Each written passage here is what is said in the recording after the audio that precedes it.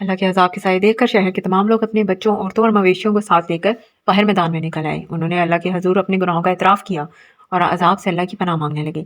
پوری قوم اللہ پر ایمان لے آئی اور سب اللہ کے سامنے توبہ کرنے لگے اور ان پر سے عذاب ٹال دیا گیا۔ حضرت یونس علیہ السلام اپنی قوم کو اللہ کے عذاب سے ڈرا کر اللہ کی طرف سے واضح اجازت ملنے سے پہلے ہی ہجرت فرما کر شہر سے باہر آ گئے۔ وہ ایک بھری ہوئی کشتی میں سوار ہوئے۔ کشتی کچھ وقت تو دریا پہ پرسکون چلتی رہی، مگر پھر دریا میں طوفان آ گیا اور اونچی اونچی لہروں میں مسافروں سے بھری کشتی بری طرح سے ڈولنے لگی۔ شدید اندیشہ پیدا ہو گیا کہ پوری کشتی تمام مسافروں سمیت دریا میں ڈوب جائے گی۔ چنانچہ قرآن اندازی کی گئی اور قرہ تینوں دفعہ حضرت یونس علیہ السلام کے نام نکلا۔ لوگوں کے نہ چاہنے کے باوجود بالآخر حضرت یونس علیہ السلام نے خود ہی اپنے آپ کو دریا میں ڈال دیا تاکہ باقی لوگ بچ جائیں۔ اللہ تعالیٰ نے ایک بڑی مچھلی کو حکم دیا کہ وہ حضرت یونس علیہ السلام کو بغیر نقصان پہنچائے نگل لے۔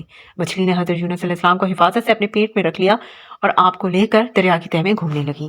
مچھلی کے پیٹ میں آپ علیہ السلام کو کئی غموں کا سامنا تھا، مثلاً قوم کے ایمان نہ لانے کا غم، اللہ کے واضح حکم کے بغیر قوم کو چھوڑ کر چلے آنے کا غم، پھر مچھلی کے پیٹ میں چلے جانے کا غم۔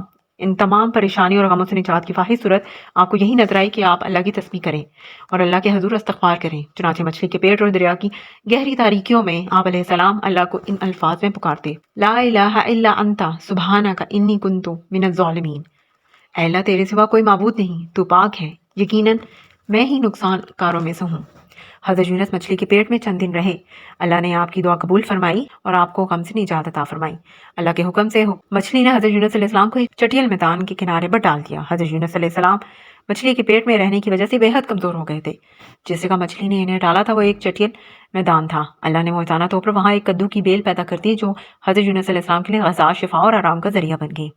اللہ کی خاص رحمت اور فضل سے حضرت یونس جلد ہی صحت مند ہو گئے۔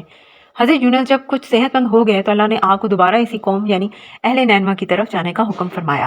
اہل نینوا حضرت یونس کے واپس آنے پر بہت خوش ہوئے۔ پوری قوم آپ پر ایمان لے آئی اور پھر وہ لوگ اللہ کی ہدایت پر عمل کرتے ہوئے اللہ کی فرما برداری میں زندگی گزارنے لگے۔ اللہ نے ایک مقررہ مدت تک انہیں زندگی کا ساز و سامان مہیا فرمایا۔